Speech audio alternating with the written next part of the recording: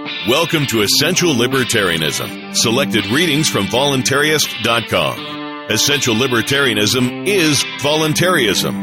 Let's reclaim the anti-political heritage of this philosophy together. The essays and books we read in this show will bring us closer to the state-free voluntary society that we desire. Let's begin the journey. Introduction to the Non-Voting Series, November 2015, by Carl Watner. It has already started, though it seems like it never stops. We are continually bombarded with political propaganda, which urges us to support our government by deciding which of several candidates we want to elect to office. We're never asked whether that office should even be filled, much less if we even want a government to rule over us. Voluntarists reject the assumptions behind such activity and endorse the following statement. Voluntarists are advocates of non-political, non-violent strategies to achieve a free society. We reject electoral politics in theory and in practice as incompatible with libertarian principles. Governments must cloak their actions in an aura of moral legitimacy in order to sustain their power, and political methods invariably strengthen that legitimacy. Voluntarists seek instead to delegitimize the state through education, and we advocate withdrawal of the cooperation and tacit consent on which state power ultimately depends. The primary purpose of this series is to demonstrate that there are very important moral and political reasons for not voting. The secondary purpose is to offer an intellectual defense of the non-voter. Non-voters have always been, and actually still are, the majority in most political elections in this country. Their right to remain unrepresented and unsullied by politics ought to be recognized. The fact is that the non-voters have won every presidential election ever held in this country.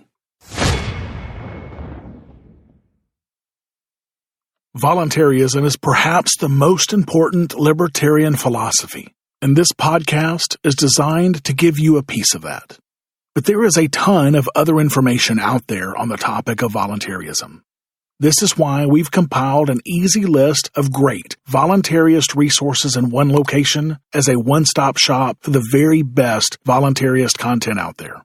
From authors such as Lysander Spooner, Henry David Thoreau, Etienne de la Boétie, Larkin Rose, Carl Watner, Herbert Spencer, and more at essentiallibertarianism.com/books. The best part is that every time you buy something from that list, you help support this show without having to pay a penny extra. So go to essentiallibertarianism.com/books today to start or accelerate your journey to the only non-political, non-violent strategy to achieve a free society and help us delegitimize the state. essentiallibertarianism.com/books.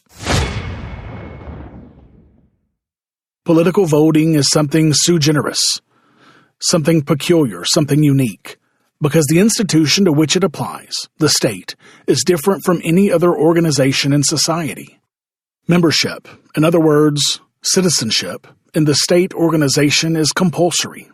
The state establishes a monopoly of defensive services, police, courts, and law in a given geographic area.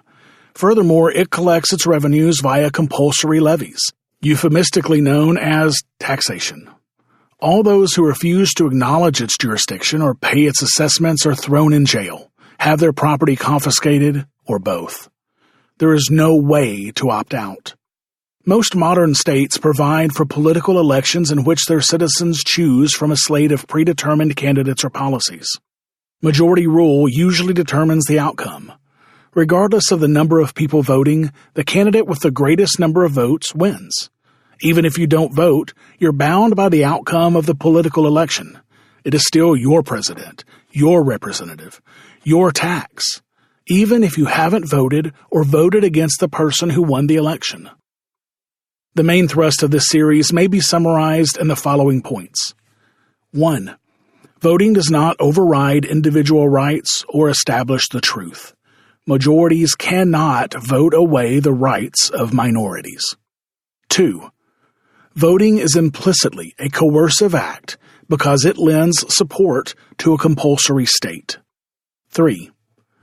Voting reinforces the legitimacy of the state because the participation of voters makes it appear that they approve of the state. 4. There are non-political methods that rely on the spirit of voluntarism that better serve society.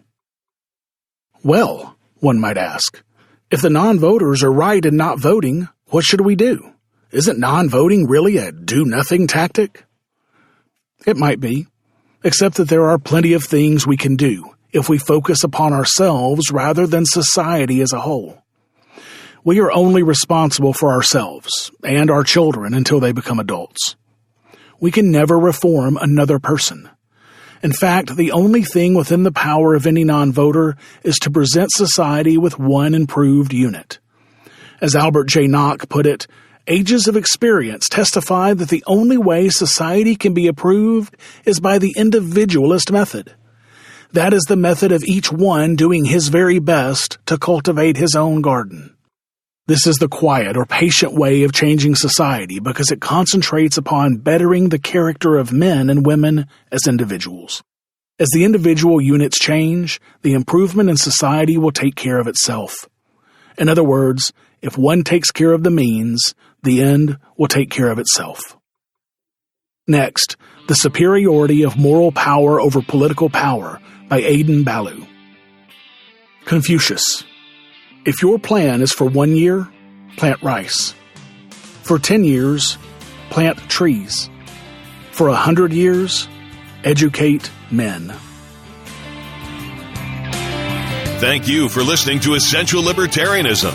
You can check out the archives of all of our episodes at essentiallibertarianism.com. And you can subscribe to future episodes on any podcatcher, including Apple Podcasts, Stitcher, Google Play, and more. This has been a Pax Libertas Productions podcast.